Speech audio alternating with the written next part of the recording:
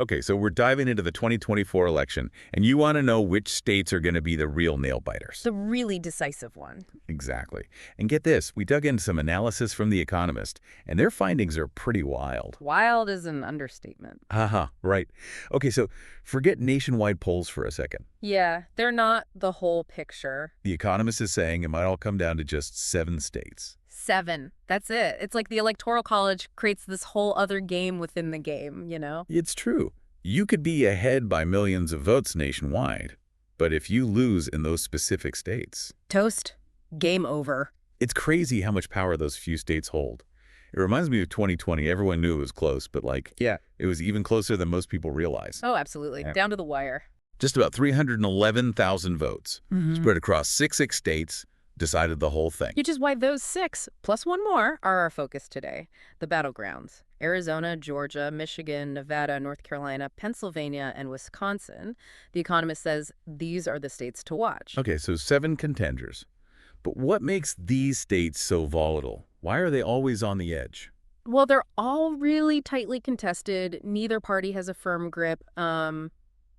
Take the Midwest, for example, what some people call the blue wall, Michigan, Pennsylvania, Wisconsin. They've leaned Democratic recently, but... It's not a guarantee this time. Not at all, especially with how much things have been shifting. Right. Like, haven't there been some pretty major political shifts in those states, even since the last election? You're right. Things are changing fast. Pennsylvania, for example, has a whopping 19 electoral votes up for grabs. That's huge. Huge. The Economist's model actually suggests that if Harris wins all 3 of those blue wall states, plus just one single congressional district in Nebraska. Wait, seriously, one district in Nebraska could swing it? One district, Omaha, to be specific. It's more urban, more Democratic leaning than the rest of the state. Interesting. The model's saying if she takes those, she could theoretically lose every other battleground state and still become president. Wow, that's cutting it close. Okay, so that's the blue wall. What about those other 4 battleground states? What's happening in the Sun Belt?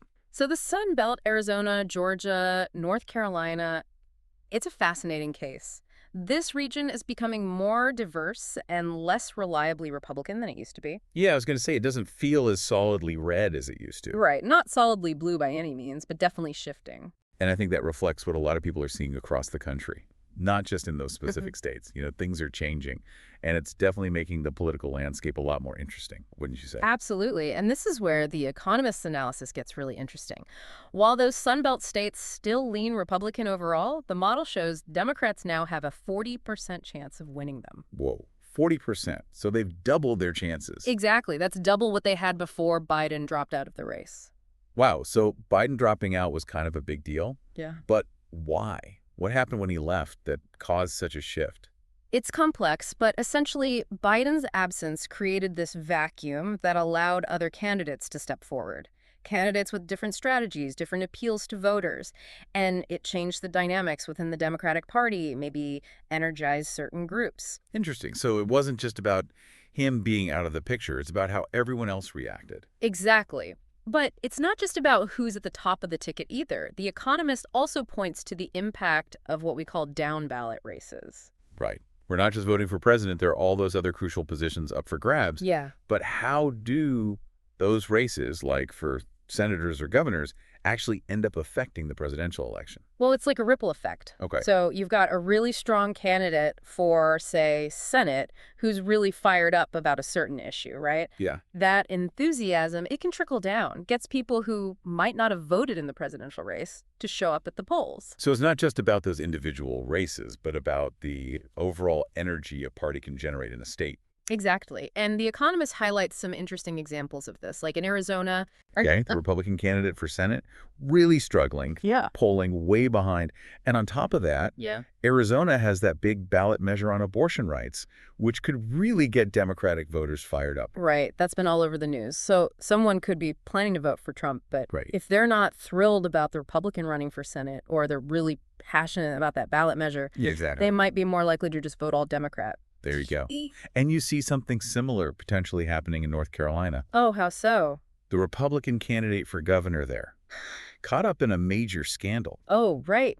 It's causing a stir, and it could definitely depress Republican turnout. It's wild how these things all connect, Like every race, from president all the way down to the local level. It's all connected. It's all part of this giant web. And that's what makes this election so difficult to predict. It's not just about who's ahead in the polls at any given moment. It's about understanding the nuances of each state, the factors that could sway voters. Right, like those hidden currents beneath the surface. So, given all of this, what are some key takeaways our listeners should keep in mind as we get closer and closer to November? Well, first and foremost, don't get too caught up in those national polls. Easy for you to say. They give you a general sense of things, but it's the state-level races that really matter. It's like those national polls are the temperature of the entire ocean. But you need to know if the water's warm enough to go swimming at a specific beach. There you go. Second, and we can't stress this enough, pay attention to those 7 battleground states we talked about. Arizona, Georgia, Michigan, Nevada, North Carolina, Pennsylvania, and Wisconsin. Those are the arenas where this election will be decided. Got it. So national polls, big picture, but those 7 states are where the action is. Precisely. And don't underestimate those down-ballot races. Right, those other elections. They can have a ripple effect, influencing voter turnout and potentially tipping the scales. So we need to be looking at the whole ballot, not just the top. Exactly. Now, you mentioned earlier that the Economist's model is constantly being updated. What are some things that could cause it to shift between now and November? Oh, so many things. That's what makes this so dynamic. A major scandal could break, some unexpected international event could happen, a candidate could make a gaffe that goes viral. Oh, man, the gaffes. Even a shift in public opinion on a key issue could move the needle. It's a good reminder to stay informed, to stay engaged, and to be prepared for anything to happen. Absolutely. And on that note, let's shift gears for a moment and bring it all back to you, our listener. We've been diving deep into the data, analyzing trends. Nerd stuff. But what we haven't touched on yet is your personal stake in all of this. Right, because at the end of the day, this election isn't just about numbers and models. It's about real people's lives. Exactly. It's about the policies that will shape our future, the leaders who will represent us, the values that will define us. These are the issues that hit close to home, that impact our families, our communities, our everyday lives. Absolutely. So as we move into this final stretch of the election, what are some things our listeners should be paying attention to? What questions should they be asking themselves? Those are great questions. I think one of the most important things is to really reflect on what issues matter most to you personally. What are those things you feel passionately about? The things you want to see change in the world? Exactly. And once you've identified those core issues, really take some time to research the candidates' stances on those topics. Don't just rely on sound bites or social media posts, or actually dig into their platforms and voting records. Precisely. And remember, it's not just about the presidential candidates. Take a look at those running for Senate, for governor, even for local office. Their decisions will have a direct impact on your community. It's about understanding the bigger picture, how all of these different races connect and influence one another. Exactly. And remember, this is your democracy. Right. This is your chance to make your voice heard. It's about being informed, being engaged, and casting your vote for the future you want to see. You know, it's funny, we've been talking about this model from The Economist, and it's super insightful, but even the best analysis, it can't predict everything, right? Of course not. There's always that, what do they call it, the October surprise? Right. Some crazy event, a total gaffe, or just like the political winds changing out of nowhere. It can completely upend everything. Throws everything out of whack. Yeah. So as we head into these last few weeks, what are some of those potential game changers you're keeping an eye on? What should our listener be watching out for? Well, we talked about those close Senate races in Arizona and North Carolina, right? Yep. Nail biters. If either of those flips unexpectedly, That'd be huge. it could signal a bigger trend, have a domino effect. Like a political earthquake, a tremor in one state. Exactly. And remember, it's not just individual races. The issues themselves can be wild cards. Oh, totally. Like what? The economy, for one, always a big one. If we see a sudden downturn, it could really benefit one party over the other. Doesn't matter what the polls are saying at that point.